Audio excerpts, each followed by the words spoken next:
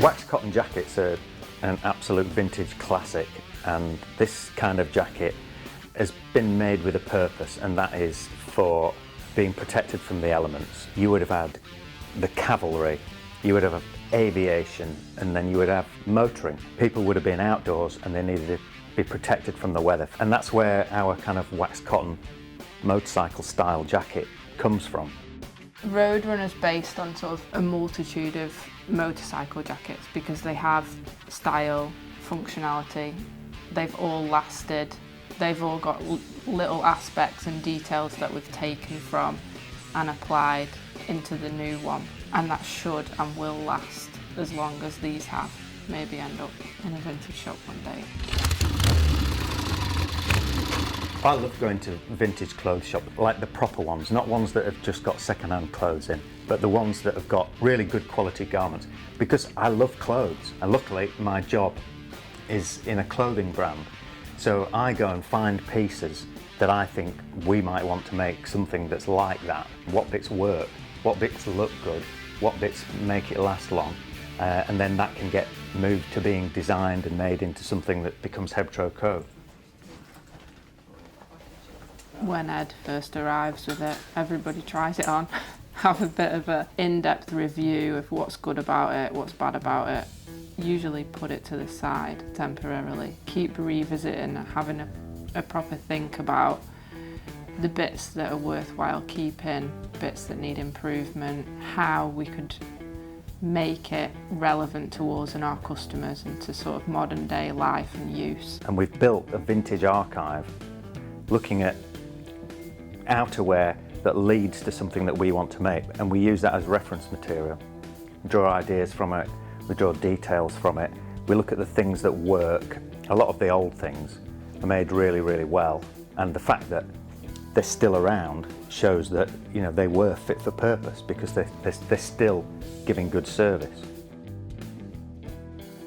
So that's what we're trying to recreate. That's when we say, like, we get vintage pieces, we take the good bits out of them. There are always good bits because they're the bits that have lasted and been used and been worth keeping and passing on to the next person and the next person, and that's what we want to put into everything we make. Rag Parade in Sheffield is just a fantastic shop because they buy really good quality and they hold a lot of stock, and they've always got new things coming in, and they're really good people, they're really knowledgeable. But we've always got the rail up there, like the 50s, 60s, 70s ones, Barber's Bell stuff. Something that we've been consistently buying for 10 years and consistently selling for 10 years as well, yeah. Don't get me wrong, they still make nice things now, but when you look at the Barber's Bell stuff from the 50s, 60s, 70s, they're incredible. I mean, we've had ones that are getting on for 100 years old and have been re-waxed, worn, patched, new zip, and they're solid, absolutely solid. Especially those sort of things, they were built purposely. They weren't, you know, there was no fashion to them, they were built functional. If it's made good, we always say buy shite, buy twice. It's true, if you buy something good and it's going to last forever, then you don't need to buy another one. And that's the same with modern gear. If you buy something new that's made well, spend a bit more on it, it saves you buying a new one in 5 years, 10 years. Things like the Barbers, the Bell staffs, you know, the things made out of Harley Stevens and stuff, it's timeless. I mean, they've been going, what, 150 years and they're still doing stuff now. That speaks volumes, I think, yeah. We chose to go with cloth from Harley Stevenson because they've got such a long history of successfully working with waxed cotton, and their quality, it's really consistent. We know that they're doing it the right way. We know what we're going to get. So when it is outerwear, with us it's either going to be wool or waxed cotton from Harley Stevenson's.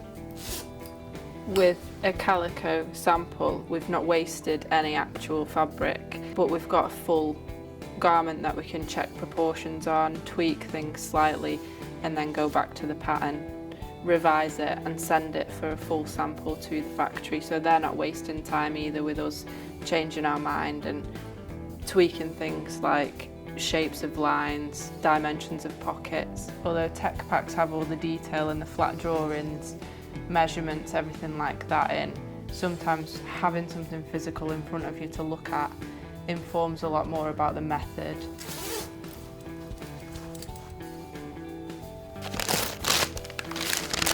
So this is 4 and final version of the sample. Changed the shape of the pocket so that they're not square flaps. We've got the brass poppers exposed and on the outside. Figured out the belt and how we want that, and the buckle here at the neck. So that's what it's going to look like.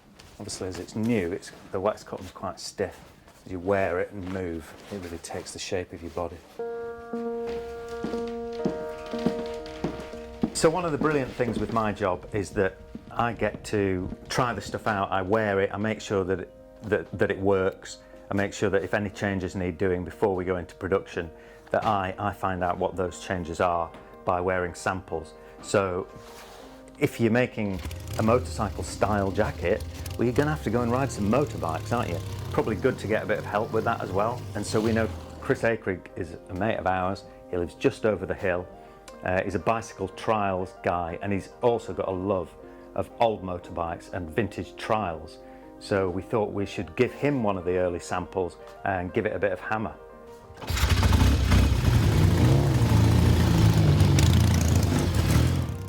Tell us about your garage.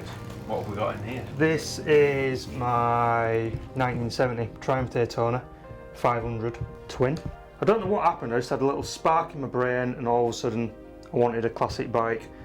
Found this, probably one of the first ones I came across, and just like went to Wales to buy it on a whim, bought it, brought it back and rebuilt everything in my front room in my first house, and I've had that for like nearly probably 13, 14 years now.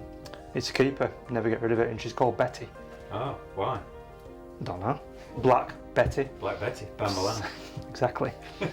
And then a little bit after I got like, I think it was like a Kawasaki or something, like a modern bike. Press the button, go. No soul, nothing.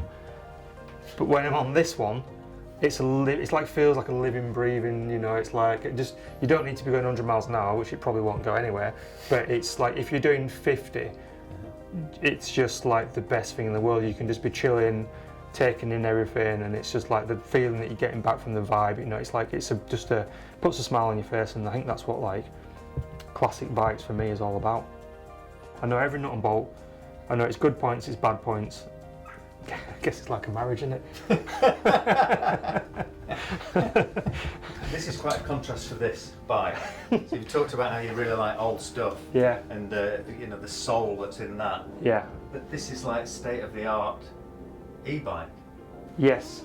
For my day job, I ride for white bikes. This is the latest state-of-the-art, full carbon fibre e-bike. It's brilliant that I can sort of have, that's what I do, you know, that is my thing. I love it, I've done it forever. You know, since I was 7-year-old I've rode push bikes, and I'm lucky enough to be 21 and still riding hard. Obviously they're beautiful bikes and everything. I love it, you know, and I take pride in it, but it is literally a tool for what I do. Sometimes when you're doing it for a job, it does get a little bit, you know, and that's going to sound a little bit funny to some people, but there's no delegation with that, you know. If something's got to be done, if you're having an hard day, or if it's like you're doing something sketchy or this or that, and you've got to do a video and you're stressed, or you're not riding well, or this, that and other things, you can't just go, I'll phone in sick and get somebody else to do it. It don't work like that, you know. The reason why that bike does what it does is because I'm on top of it.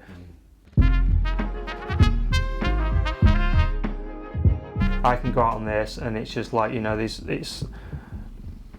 just me and my bike, and, you know, fresh air, and just go out and have fun, and I love doing it, you know, same as the trials bike, you know, I love doing that.